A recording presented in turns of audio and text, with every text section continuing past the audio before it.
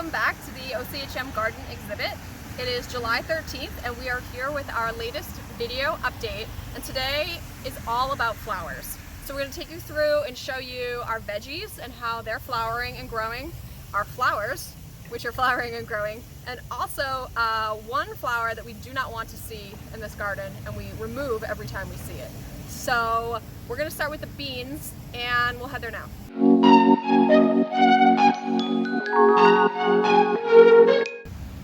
So these are our bush beans, and if you look, they start as the plant grows and they flower. This is what the flower looks like. And then the next stage are these tiny little green beans that start growing.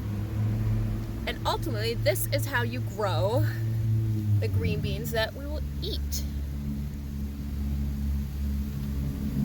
In contrast to our bush beans, now we're at the runner beans, which is in our Three Sisters garden.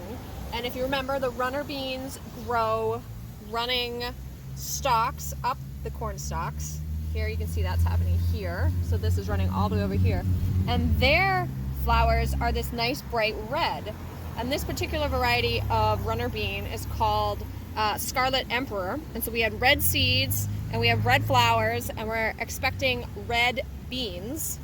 And they're a little longer in development, so we have flowers here but we don't have any beans yet, but that's fine. And you can see on this plant right next door we just have the earlier stages of flower development. We're actually going to help this one because it wants to grow up the corn stalk, so we're just going to guide it back over here. He's reaching out for nothing over in that direction, so we'll just give it a little chance. But so that is our runner bean flowers. So now we're at the other side of the Three Sisters garden, and these are our pumpkin plants. And you can see these flowers, which when they start to open up a little bit are orange. Pumpkins probably did not love all the rain we've been getting, so we'll have to do some trimming of yellowing leaves and things. But flowering is good, so we've got some flower blossoms developing here. And if we follow down the vine, all of these points here are going to be future flowers. And here again we have some that have started out a little earlier, and it's great, but then this is a cluster of flowers, future flower, flower, flower. So all the way down this vine, which you can see is now growing out of a bed, and that's totally normal. This plant is going to get huge. So lots of flowers on here, which hopefully will mean lots of small sugar pumpkins this fall. Okay, now we're in our later introduced crop section, which is paired with our cucumbers, and we don't have any flowers there yet, but on our tomato plants we do, and we're in early July, heading towards mid-July, and you can see these yellow tomato flowers. And tomatoes are another plant that really wants it to be hot and humid and sunny, so they're probably a little annoyed at the weather, as we all are. But that's okay. Our things are going okay because we have had some fruit growth, and so you can see here some tomatoes. And then even lower on the plant, we've had some more development. So things are going okay here, but you will notice on these leaves, it's just been very wet, rainy, and cold for tomatoes. So we're cheering these guys on. Here you can see a teeny tomato here forming out of a flower. So all of our plants are flowering, and we do have some tomatoes that are forming, but we are really looking forward to some hotter weather to get these guys really going. We're in our crazy hilling potato box, which ensures, if you remember, we get enough dirt on top of the plants to keep the potatoes deep and dark and growing. And in our flower post here, when we're talking potato flowers, these are one flowers we do not want. They're toxic if you eat them, and they're also, we're just gonna pinch them off to encourage the plants to grow down and not produce flowers. So we've done that once, and we usually come in and we don't find flowers, but today, see these little buds? These are potato flowers, and we're literally just gonna pinch them right out. No flowers. We don't want you to flower, we want you to produce potatoes. And we're just looking around, I don't see any others, but we check this regularly for flowers. Flowers come off, and as do the beetles that we've highlighted in other videos, but so far so good. We're in our medicinal herb bed, and you can actually see on our label what the mature plant flowers are going to look like. And the chamomile is doing a great job. And this is probably one of our more prolific flowers so far. It's really pretty. These are what they look like when they're past. They kind of lose their white petals. But they're really delicate, beautiful white flowers. And these have been covered, which is excellent.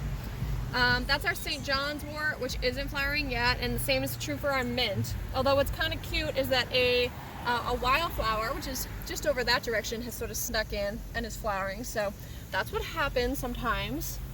Here's our lavender, which I've been worried about because lavender likes hot and it doesn't like to be very wet, but we're still growing. It looks okay here, so hopefully we get some flowers.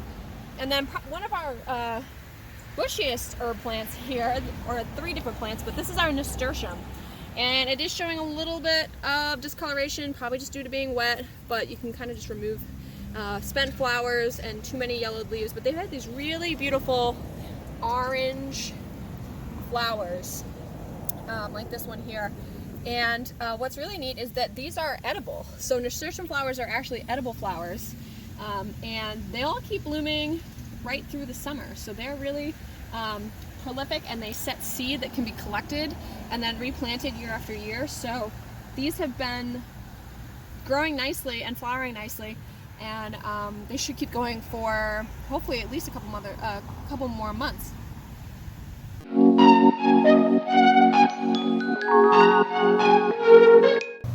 So now we're in the wildflower bed. We have 3 of them, and they're actually looking a little sad because of the weather again, but that's okay because these are going to continuously bloom throughout the summer.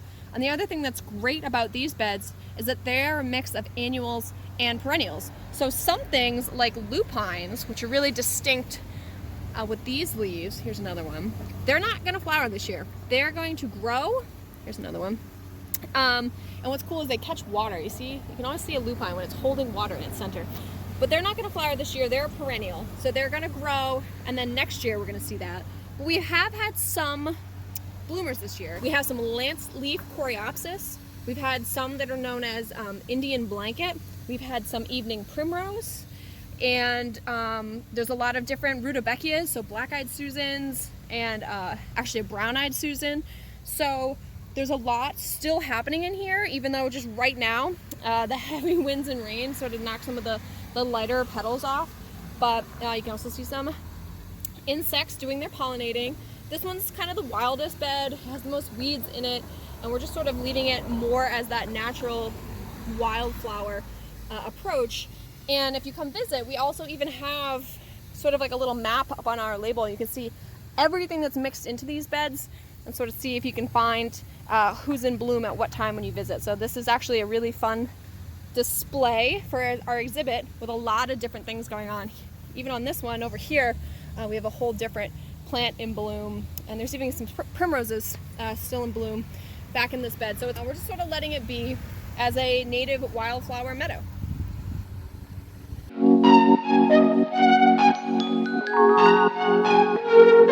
So we're back in the pollinator bed, and you can see our first sunflower has bloomed, and there's tons of flowers that are coming, but look at this adorable sunflower. And if you come over here, there's actually 2 more. Here's this guy, and even this little tiny guy down here. So we've got different heights, and we've got lots more blooms coming. This one's about to be a gorgeous sunflower, and we have some darker colored ones. This is really exciting, and there's just a lot of blooms coming here. We're really, really excited about it.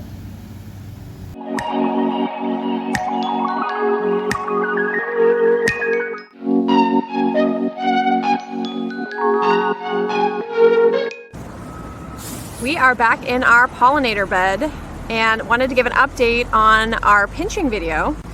And here is a plant that we had pinched. And if you remember, we went right down to this node right above a set of leaves, and this is where I snipped it. And just like we were hoping, the plant has sent up 2 new branches. So instead of 1 central branch growing a flower, we're gonna get 2 on this one. And you can see it here as well. This is where we pinched, and we have 2 branches. And sometimes We even get 3. So this one, we pinched. We have a center again, and now we have 2 on either side. Here's the second bud. And this one as well is branched. So that's the beauty of pinching. Look at this plant. All of these branches are coming off. It sort of just tells the plant to reshoot out some energy. And again, we took out that growing center and we got multiple areas of growth, which will be multiple flowers. This will be a flower. And these are our first bloomers. You can see how gorgeous they are. Just an update on pinching and how gorgeous the results are, and how we pretty much doubled and hopefully in some cases tripled the number of flowers we're gonna get.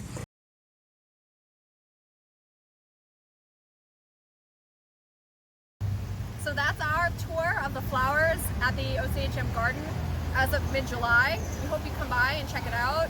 I hope you come by again, either to our YouTube page or in person, to see how things continue to grow. We have daily garden tours at 3 o'clock when we're open, Tuesday through Saturday. And of course you can come visit on your own, learn more about all of these plants, and explore our beautiful flowers, which will continue to be blooming in the coming weeks. So thanks for watching, thanks for subscribing, and I hope you stay tuned for our next video.